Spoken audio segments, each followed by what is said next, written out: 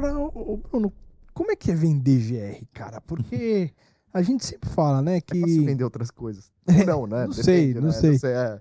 Mas assim, eu acho que você tem dois momentos do GR ali. Há o momento, por exemplo, que o cara contrata uma apólice e que ele vê que ele é obrigado a procurar uma empresa de gerenciamento de risco ali, ou o cara que se preocupa mesmo com o GR, sempre teve um parceiro, aquela coisa toda, ou já tem tradição aí no mercado de transportes. É, assim, nos últimos anos aí, tem GR para um, né? Mas Tem. como tem empresa de gerenciamento? Como se diferenciar nisso? Como é que você faz para... Vamos lá. Eu vou dar uns passinhos antes e falar um pouco do que eu consegui construir no mercado de gerenciamento de risco, mas que eu trago de outras experiências e daquilo que eu fui estudando e aprendendo. Eu sou um estudioso em gestão de vendas. Eu gosto muito do tema, estudo pra caramba e tal. É um tema que eu gosto, né? Legal. E fico me especializando o tempo todo e testando hipóteses junto com os clientes, junto com o time e tal. Acho que tudo passa por um processo de, primeiro, gestão, cara. Você construir metas desafiadoras, mas que sejam claras com o seu time, né? Metas que você possa atingir, mas que desafiem muito o teu time. Então, você definiu boas metas ali.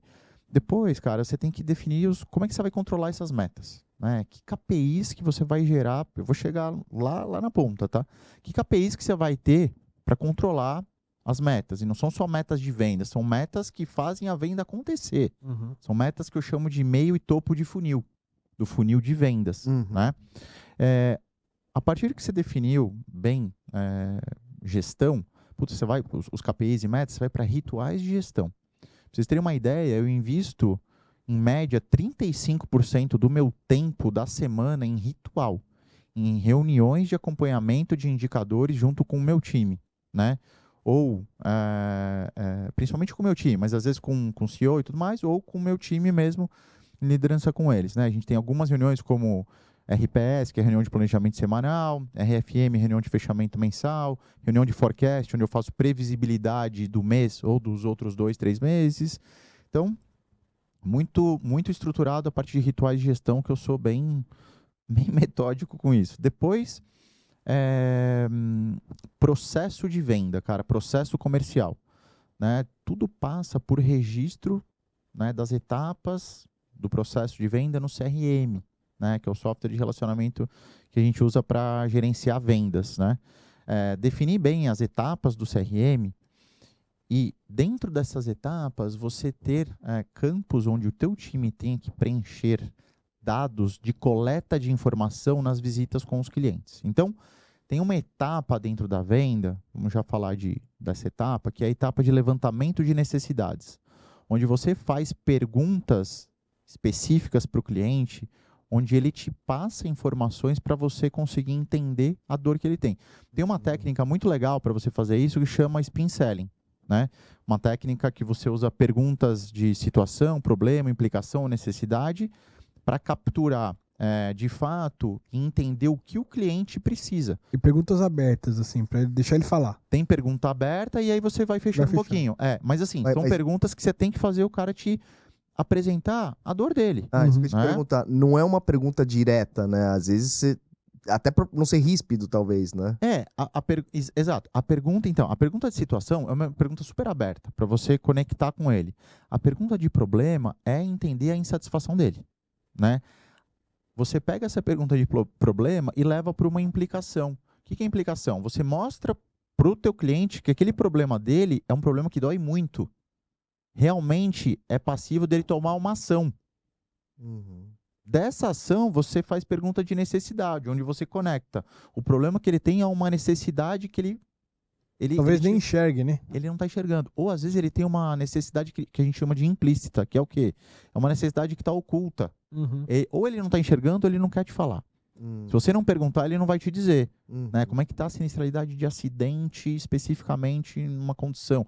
Ou como que está a sua sinistralidade de roubo? Como é que está a tua apólice, né? Quais foram o seu histórico de sinistralidade nos últimos 24 meses, né? Enfim, você começa aí ele começa a te mostrar a dor dele. E aí, a partir disso, você mostra como você pode resolver essa dor para ele. Boa. Então, quando a galera fala, virou commodity, não tem diferenciação, cara, tem muita técnica para você conseguir converter esse cara. E você tem que ter um baita produto.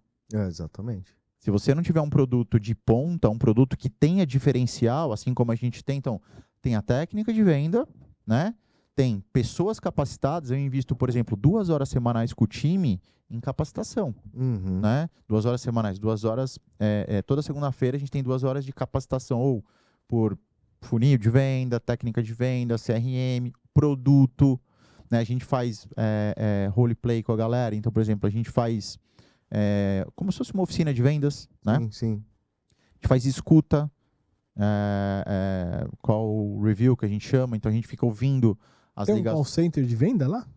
A gente fica, a gente tem 2 grandes times de vendas e um time de canal indireto, que a gente chama, né? Então, a gente tem um time de inside sales, que fica vendendo via telefone aquilo que entra. Os inside sales vendem para ticket médios menores, até R$3.000.